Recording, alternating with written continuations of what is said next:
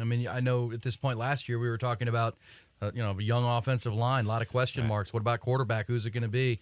What does it look like? Defense was coming off an historically bad season and actually outperformed. So, yes, this is why there's so much confidence. It leads to the obvious question.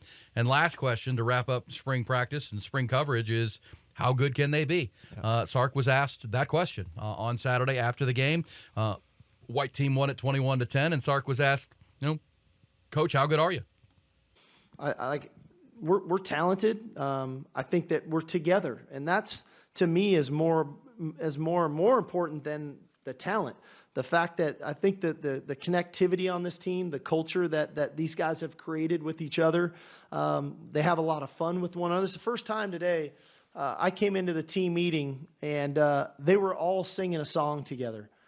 2 years ago, you could have heard a church mouse in here when I walked into a team room. And now they're actually having a lot of fun being a team with one another and appreciating the work that each of them are doing. And that comes from love. And the fact that that's where we're at as a team, that's going to help us overcome the adversity we're going to get faced with in the fall. But I definitely think we're talented enough.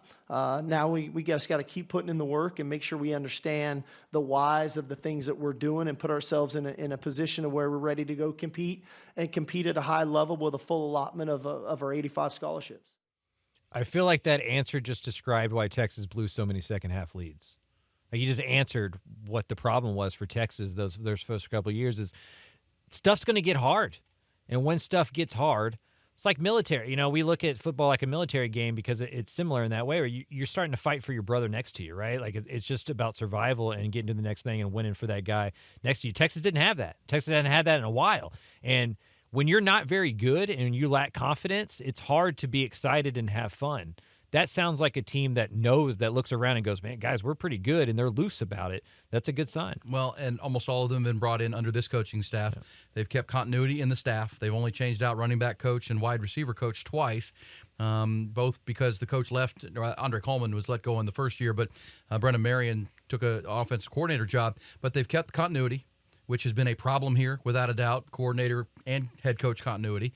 Sark has brought in his bodies. I know last week, the Pivot podcast that's so popular with Ryan Clark and those guys, Sark was on there saying, this looks like my team. This looks like the team because let's be honest, when Sark got here, Tom Herman liked leaner, smaller offensive linemen, kind of lighter and bigger, not as speedy receivers. Well, that's not a Sark team. Sark likes big humans and fast guys on the outside. He wants to be big and then fast. So that took a while. And let's be clear, year one when they went 5-7, unacceptable.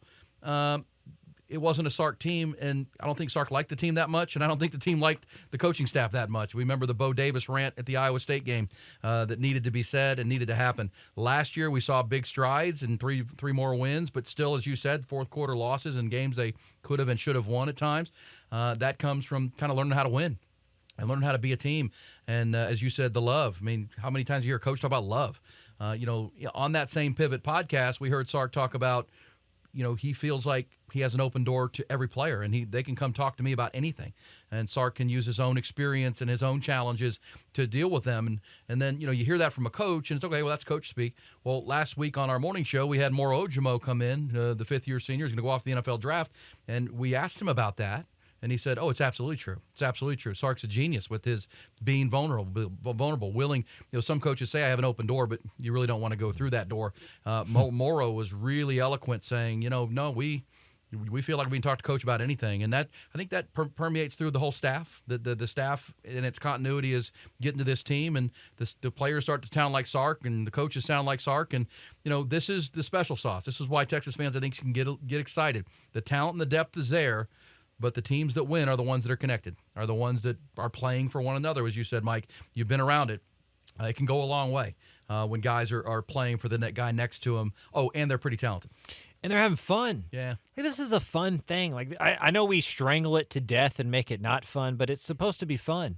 And so if those guys are having a good time, they're going to work out harder, they're going to play better, they're going to be looser, they're going to make fewer mistakes. And when they make mistakes, they're going to be able to bounce back from them and not point fingers and be able to pick each other up.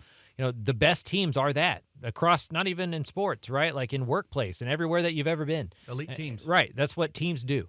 And Texas feels more like a team than they have in a long time. Yeah, talent and team and connected. Lot to like out of the spring. We're going to have to do an episode where we talk about like what could go wrong, because I feel like I know. we've been doing this for 6 weeks now, and we've been way too some like orange the Kool-Aid. cynical brain in me is like, well, We need some negative. yeah, we're going to Well, have I will to say balance this out a Can I little just bit. say, 23, 24 years in morning radio here in town. It's been a rough 12 years doing a show every single morning for all that time. There's been some crappy teams, right? There's been plenty of negative. So, yes, it probably seems like a heaping dose of positivity and ice cream and burnt orange Kool-Aid and all of that. But at the same time, I think hopefully what you'll get out of this multicast is we're going to be candid about it. We're going to talk about it real, but that's the real opinion. There's going to practices like you did, going to games.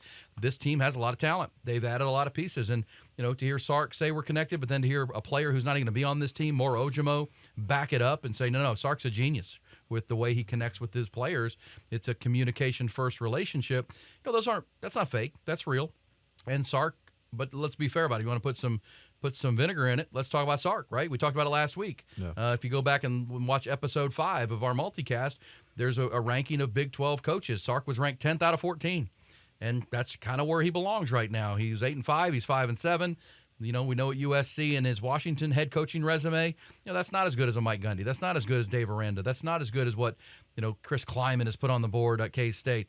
These guys have won. Sark's got to win. Yep. Sark's got to win. It's what it comes down to. It's why on our morning show, and I think here we call it the no excuses year. There really aren't any reasons why Texas shouldn't be playing for and playing to win a Big 12 championship in their final year in the Big 12.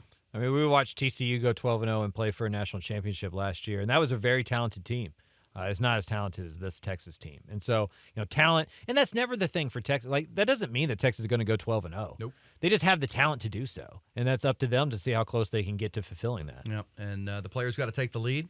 We saw that in the best years with Vince Young, right? It was Vince Young leading the offseason, leading the summer, demanding the 6 a.m. workouts. That led to back-to-back Rose Bowls and a national championship. Does this team have that in it?